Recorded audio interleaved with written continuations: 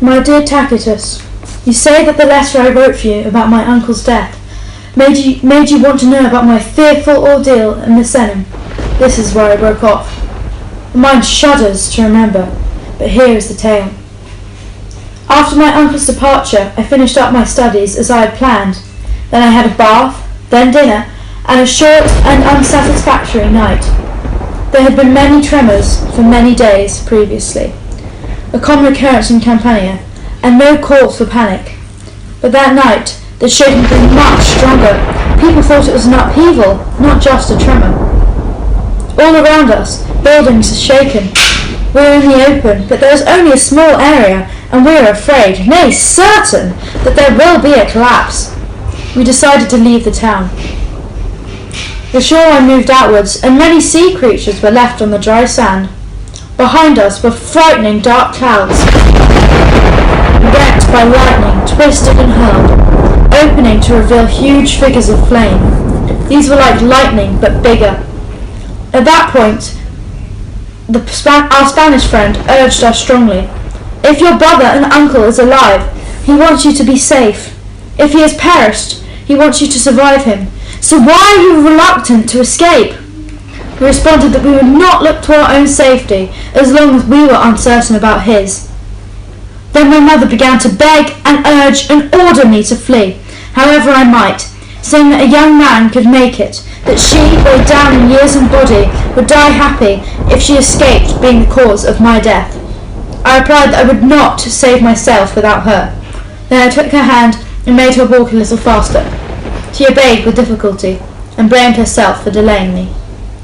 I looked back.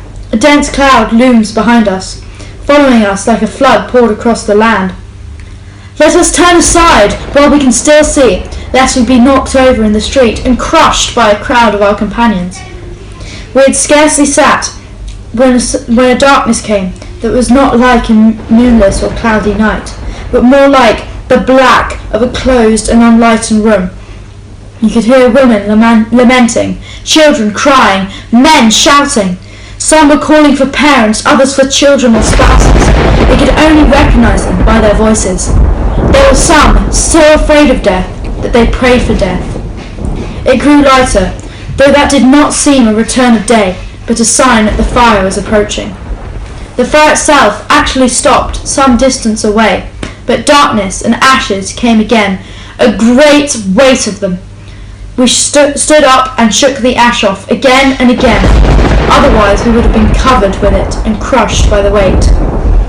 At last the cloud thinned out and dwindled to no more than smoke or fog. Soon there was real daylight. The sun was even shining, though with the lurid glow it has after the eclipse. The sight that met our still terrified eyes was a changed world, buried in ash like snow. We returned to Misenum and took care of our bodily needs, but spent the night dangling between hope and fear.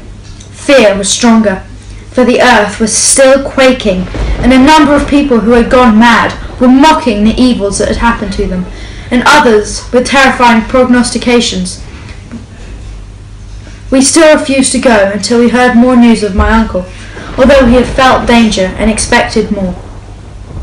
You will read what I have written, but you will not take up your pen, as the material is not stuff of history.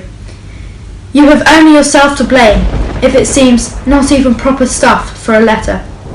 Farewell.